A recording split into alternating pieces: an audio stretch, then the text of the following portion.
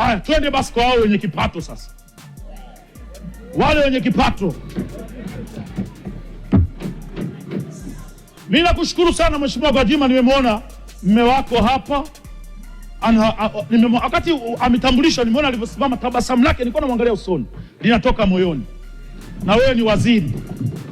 Kuna mwanamke akishapata pesa anabadilika kwamba yeye ndo mwanaume kwenye nyumba.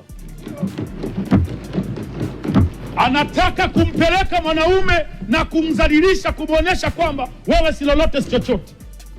Jamani, Mwenyezi Mungu ametuumba tofauti. Mwanaume ni mwanaume tu. Kuna muda ukifika, uwe na pesa, usiwe na pesa, mheshimu mume wako. Kuna ubaya gani? Taarifa. Mheshimiwa Mwenyekiti, haya matendo mwenyekiti.